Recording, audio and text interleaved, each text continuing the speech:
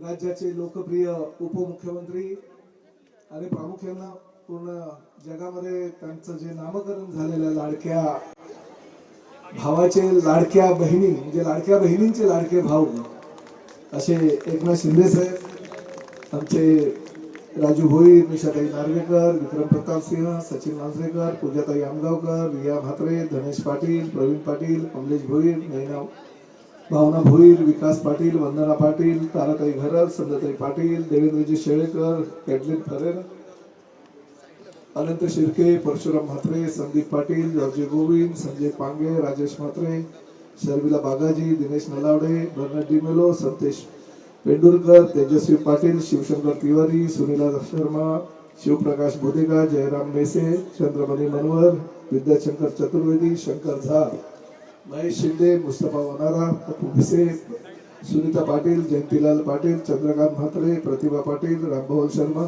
अरे लिहून देणाऱ्यांनी बाकीच्यांची पण नावं द्यायला पाहिजे ना, म्हणजे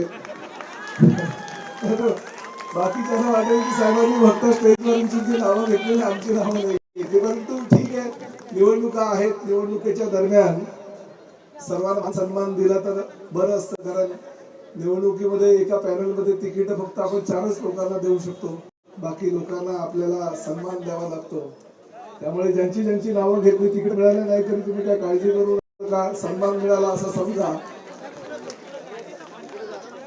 परंतु मीरा भाईंदर शहराची परिस्थिती आज वेगळी आहे. यापूर्वीचं मीरा भाईंदर शहर आणि आजचं मीरा भाईंदर जमीन आसमानचा फरक आहे. आणि हा फरक जर कोणामुळे झाला असेल तर फक्त आणि फक्त आपले लाडके उपमुख्यमंत्री आदरणीय एकनाथ शिंदे साहेबांमुळे. मला आठवत आहे जेव्हा खऱ्या अर्थानं आम्ही बाळासाहेबांचे विचार घेऊन या महाराष्ट्रामध्ये पुढे चाललो होतो, आमच्या सर्वांचे नेते म्हणून एकनाथ शिंदे साहेब समोर होते. आम्ही गुवाहाटीला होतो आणि मला साहेबांनी विचारलं, अरे बाबा काही मीरा भाईंदरला काही प्रॉब्लेम नाही ना? बोललो साहेब मी इथं गुवाहाटीला आहे, परंतु मीरा भाईंदरला प्रॉब्लेम असे आहेत की लोक बोलतायत रस्त्यावर खड्डे की खड्ड्यामध्ये रस्ते, लोक बोलतायत मीरा भाईंदरची मेट्रो कधी येणार, लोक बोलतायत मीरा भाईंदरला पाणी कधी मिळणार, कारण तुमच्याच माध्यमातून आपल्याला सूर्या डॅम मधून 218 MLD पाणी मिळत आहे. लोक बोलतात स्वर्गीय बाळासाहेब ठाकरे कलादालन गेल्या अनेक वर्षापासून चालू आहे, ते काम का बंद आहे. लोक बोलतात लता मंगेशकर नाट्यगृह अजून पूर्ण का होत नाही. लोक बोलतायत घोडबंदर किल्ला का अपूर्ण आहे. लोक बोलतायत या शहरामध्ये विकास काम का होत नाही. तर साहेबांना मी शब्द टाकला की साहेब माझी एक विनंती आहे, आपण राज्याचे आता मुख्यमंत्री होणार आहात, नगर विकास खात्याचे आपण मंत्री आहात, जर काही मला द्यायचं असेल त्या मीरा भाईंदर शहरातील विकास कामांसाठी निधी द्या. आणि मी साहेबांना एक पत्र दिलं. आज मला अभिमानानं सांगावं असं वाटतं, एखाद्या आपल्या सहकार्यावर विश्वास टाकून एखादा राज्याचा प्रमुख नेता डोळे बंद करून जर सही करत असेल तर त्या सहकार्यावर त्याचा किती विश्वास असावा. मला असं वाटलं की साहेब बोलतील अरे बाबा हे 10-20 कोटी 5-10 कोटी या विकासासाठी घे. मी साहेबांनी पूर्ण यादी दिली होती मीरा भाईंदरची, ती यादी होती जवळजवळ 1800 कोटी रुपयाची. आणि थोडंसंही कुठल्याही गोष्टीचा विचार न करता साहेबांनी ताबडतोब त्या माझ्या प्रस्तावावर सही केली आणि अधिकाऱ्यांना फोन करून सांगितले की मला या मीरा भाईंदरच्या विकासासाठी प्रताप सरनाईक यांनी सुचवलेली सगळीच्या सगळी कामं करून पाहिजे. आणि मला आश्चर्याचा धक्का बसला की एवढा मोठा निधी कशा प्रकारे कुठे निधी वापरावा. आणि कधी कधी साहेब जास्त काही बोलत नाही, कधी कधी माझी स्तुती करतात, परंतु स्तुती करत असताना ते सांगतात की प्रताप सरनाईकनी जे काही पत्र माझ्याकडनं घेतल्याने जो काही निधी मंजूर करून घेतला तो निधी लोकांना दिसतोय. लोकांना माहित नव्हतं कांदळवनचं उद्यान होतं, लोकांना माहित नव्हतं घोडबंदर खाडी किनारे विकसित होतो, लोकांना माहिती नव्हतं की घोडबंदर किल्ला एवढा सुंदर दिसतो, लोकांना माहिती नव्हतं की नवघरच्या तलावावर आणि आपल्या जरीमरीच्या तलावावर विठ्ठलाची 51 फुटाची मूर्ती उभी आहे. जनतेला माहित नव्हतं की बाळासाहेब ठाकरे कलादालन एवढंही सुंदर होऊ शकतं. लोकांना माहित होतं की लता मंगेशकर नाट्यगृह ह्या मीरा भाईंदर शहराला होऊ शकतो. मेजर कौस्तुभ राणे जो शहीद जवान होता त्याच्या नावानं 24 तास तेवणारी आपण ज्योत त्या ठिकाणी बनवली. लोकांना माहिती नव्हतं की 24 तास ती ज्योत तेवत राहते.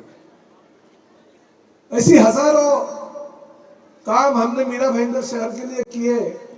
तो लोग पहले तो यही सोचते थे अरे बाबा ये काम तो सत्ताधारी पार्टी किए कर रही रहेगी ना, मगर उस वक्त जिस वक्त ये काम हो रहे थे मीरा भाईंदर शहर में कौन सी भी राजनीतिक पार्टी नहीं थी.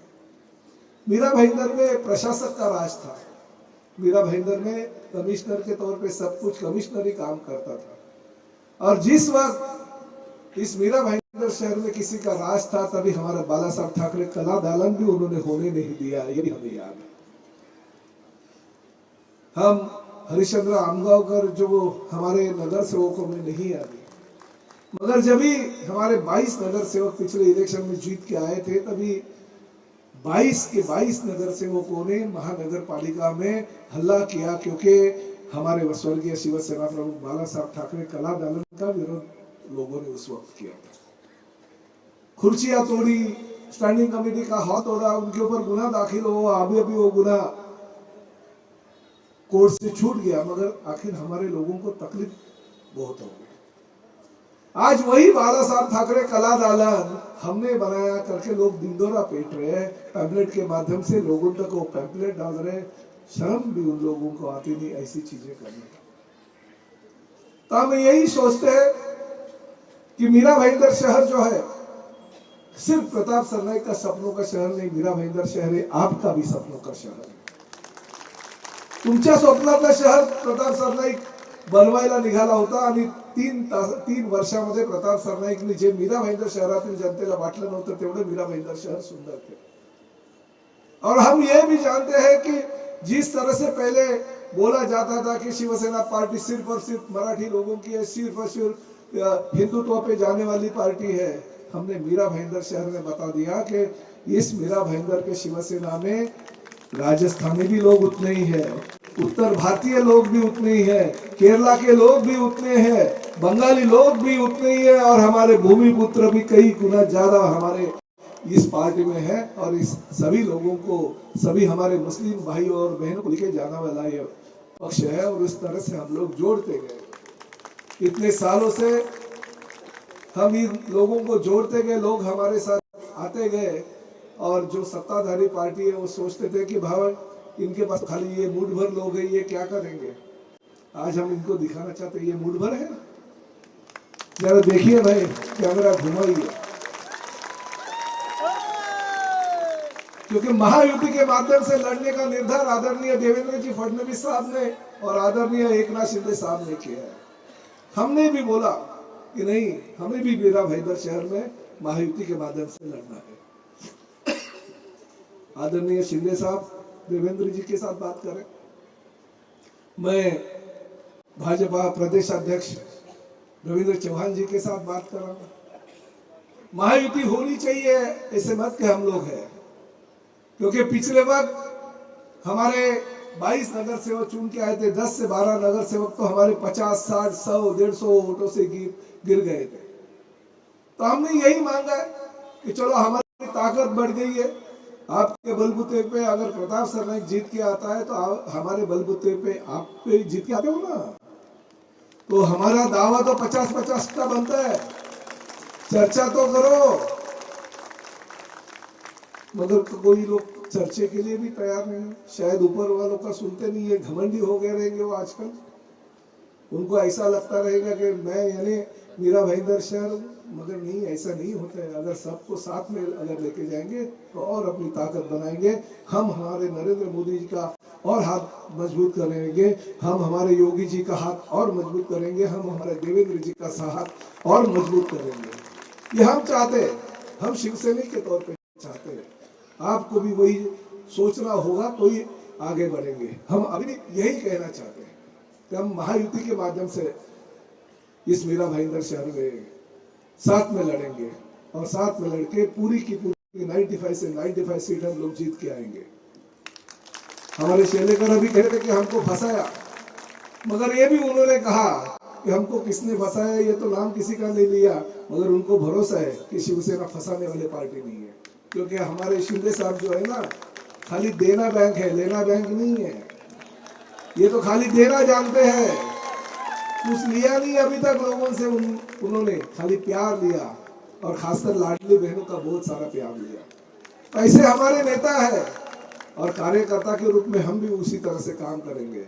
अरे राज्य का मंत्री हो तो क्या हो गया, मगर जब भी हमारे लोगों के ऊपर संकट आया तो सबसे पहले उस तलाव रोड में मंत्री होने के बाद भी थाना से अगर प्रताप सरनाईक पहुंच सकता है तो आगे कुछ भी हो सकता है। और ऐसा नहीं, बल्कि खाली वो फोटो शूटिंग करके नहीं, 7 घंटा वहां पे रुका के लोगों से काम करके वो जो हमारा तेंदुआ था उसको बंद करके हम नेशनल पार्क उसको भेज दिया। ऐसे ही हम काम आगे भी करते रहेंगे। मैं ज्यादा वक्त नहीं लेता हूँ, यही कहना चाहता हूँ कि इसी वीरा भाईंदर शहर में और विकास के माध्यम से अगर वीरा भाईंदर शहर को आपको सपनों का शहर बनाना है तो निश्चित रूप से भविष्य में हम काम करेंगे, आगे बढ़ते रहेंगे। मैं शिंदे साहब को एक बात यहाँ पे कहना चाहता हूँ, हम यही चाहते हैं कि यहाँ पे महायुति हो। निर्णय तो अंतिम आपको लेना है, आप जो निर्णय लेगा वो हमें मंजूर रहेगा। मगर एक बात मैं आपको बोल देता हूँ, अगर महायुति हो गई तो ठीक है, मगर नहीं भी हो गई तो हमारे ये सभी शिवसैनिक तैयार है। और ये भी शिवसैनिकों के माध्यम से हम शिवसेना प्रमुख आदरणीय बाला साहब ठाकरे जी का जो सपना था मीरा भाईंदर महानगर पालिका के ऊपर भगवा फैलाने का, वो भगवा फैलाने का सपना हम साकार करेंगे। फिर एक बार आप सभी लोगों को धन्यवाद। जय हिंद, जय महाराष्ट्र। परत एकदा काल त्या सगळ्या फायर ब्रिगेडच्या कर्मचाऱ्यांचे मी मनापासून अभिनंदन करतो, आभारी व्यक्त करतो की आपल्यामुळे अनेक जणांचे जीव वाचले। मुख्य म्हणून शिंदे साहेबांना सांगू शकतो, अंजली टाक नावाची जी मुलगी आहे, ती मुलगी काल एमा हॉस्पिटलमध्ये होती। मी ताबडतोब तिला केएम मध्ये शिफ्ट केलं आणि रात्री ताबडतोब त्या मुलीवर इलाज करून प्लास्टिक सर्जरी सुद्धा केली, कारण त्या 3 दिवसापूर्वी एंगेजमेंट झाली होती आणि पुढल्या महिन्यामध्ये जानेवारी महिन्यामध्ये तिचं लग्न आहे। तर तिला आणि तिच्या कुटुंबियांना स्पष्टपणे सांगितलं, बाकीच्याही लोकांना स्पष्टपणे सांगितलं की शासनाचे पैसे येतील केव्हा येतील, परंतु जे काय औषधोपचाराचे पैसे असतील ते शिवसेनेच्या माध्यमातून प्रताप सरनाईक निश्चितपणे त्यांना मदत करेल असं जाहीर त्यांना सांगितलं।